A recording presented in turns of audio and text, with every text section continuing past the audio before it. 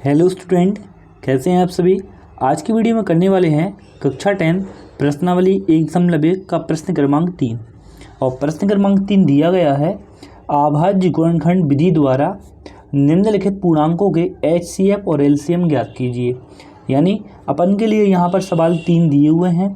इन सवालों में प्रत्येक का अपन के लिए HCF निकालना है और LCM निकालना है। चलिए अब करते हैं सवाल नंबर सेकंड। सवाल नंबर सेकंड में 3 नंबर दिए गए हैं 17, 23 और 29। तो इनके अपन अलग अलग गुणनखंड निकालेंगे। देखिए 17 के गुणनखंड निकालने जाएंगे तो 17 के गुणनखंड बस 17 से ही जाएगा, यानी 17 एकम 17। अब यहाँ पर निकालेंगे 23 का। अब यहाँ पर 23 का निकालेंगे तो 23 बस 23 से जाएगा तो हो जाएगा 23 एकम 23। अब यहाँ पर निकालेंगे 29 का, तो यहाँ पर 29 का भी बस 29 से ही जाएगा, 29 एकम 29। ये तीनों ऐसे नंबर हैं कि बस ये स्वयं से ही जाते हैं। अब देखिए क्या करेंगे, यहाँ पर 17 के गुणनखंड लिखेंगे। देखिए 17 के गुणनखंड के लिए 17 है तो यहाँ लिख देंगे 17, ठीक है।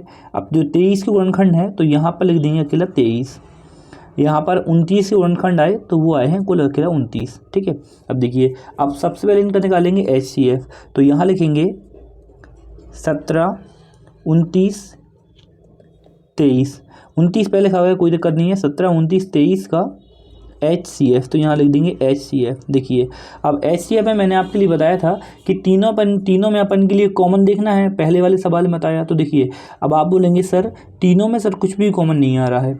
देखिए जब कुछ भी कॉमन नहीं आता है तो वहाँ पर कॉमन एक मान लिया जाता है, ठीक है। देखिए जैसे गरीब रहता है वो क्या बोलता है, मेरा कोई नहीं है, मेरा भगवान है, ठीक है। ऐसे ही मैथ में रहता है, जिसका कोई नहीं रहता उसका एक होता है, ठीक है। यहाँ देखिए इसके बगल में कुछ नहीं है, यहाँ पर एक मान सकते हैं, यहाँ भी एक मान सकते हैं, यहाँ भी एक मान सकते हैं। तो तीनों में हो गया ना कॉमन एक। जब कॉमन एक हो गया तो उसका जो HCF है वो एक हो गया होगा, ठीक है। यानी तीनों में कॉमन नहीं होता, उसका HCF एक होता है। अब देखिए यहाँ लिखेंगे 17, 29, 23 का LCM। अब निकालेंगे LCM। देखिए LCM में सबसे पहली वाली लाइन लिखना है, और पहली वाली लाइन है 17 के लिए, ठीक है।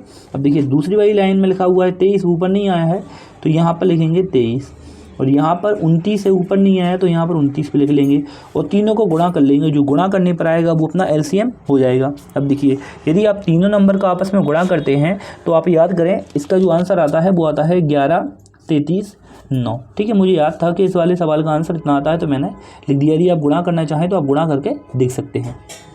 चलिए अब करते हैं सवाल नंबर 3।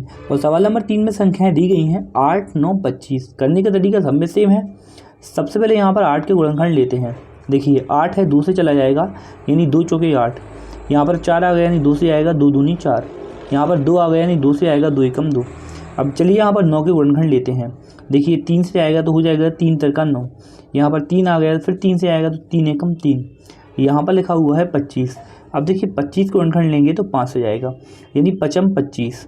अब यहाँ पर फिर से 5 से देंगे तो 5 एकम 5 हो जाएगा। चलिए अब यहाँ पर एक एक करके गुणनखंड लिख लेते हैं। 8 के गुणनखंड आए हैं 2, 2, 2। यहाँ लिखेंगे 2 गुणा 2 गुणा 2। अब यहाँ पर 9 के गुणनखंड लिखते हैं, तो आए हैं 3 गुणा 3। अब यहाँ पर 25 के गुणनखंड लिखेंगे। 25 के गुणनखंड आए हैं 5 और 5, तो यहाँ लिख लेंगे 5 गुणा 5, ठीक है।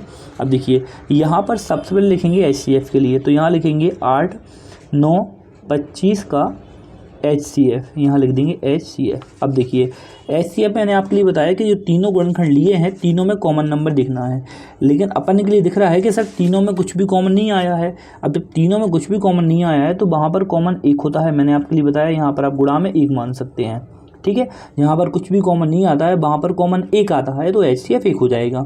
अब देखिए अब यहाँ पर लिखेंगे LCM। यहाँ लिखेंगे 8, 9, 25 का LCM। अब देखिए LCM के लिए क्या करेंगे, LCM के लिए मैंने आपके लिए बताया सबसे पहले पहली लाइन के गुणनखंड लिखेंगे, यानी 2 गुणा 2 गुणा 2, ठीक है। ये लाइन लिखी। अब ये 3 देखना है ऊपर आया है क्या, नहीं आया, तो यहाँ लिख लेंगे 3। ये वाला 3 ऊपर आया है क्या, नहीं आया, तो ये वाला 3 भी यहाँ पर लिख लेंगे। अब 5 देखेंगे, 5 ऊपर कहीं दिख रहा है क्या, नहीं है, तो ये 5 भी लिखेंगे। यहाँ पर ये वाला 5 ऊपर कहीं दिख रहा है क्या, नहीं है, तो ये वाला 5 भी लिखेंगे। आपको LCM समझ में बहुत अच्छे तरीके से आ गया होगा। चलिए इनका गुणा करते हैं। देखिए 5m 25, और यहाँ पर 25 का गुणा कर लेंगे 2 में। 25 दूनी 50, और 50 का गुणा 2 में होगा, 50 दूनी 100, 100 दूनी 200, 200 तिया 600, और 600 तिया हो जाएगा 1800, ठीक है। तो यहाँ पर अपन बोल सकते हैं कि LCM बराबर आया है 1800, आएगा 1800। तो बोल सकते हैं कि 8, 9, 25 का HCF 1 यहाँ लिखेंगे तथा LCM 1800 होगा। और ये सवाल भी होता है सेकंड वाला कंप्लीट। चलिए आज की वीडियो में क्वेश्चन नंबर 30 का यदि आपने इसके पहले की वीडियो नहीं देखी है तो इस वीडियो के डिस्क्रिप्शन में लिंक दी गई है, आप वह जाके देख सकते हैं। आप स्क्रीनशॉट भी ले सकते हैं। चलिए मिलते हैं नेक्स्ट वाले क्वेश्चन में, क्वेश्चन नंबर 4 के साथ।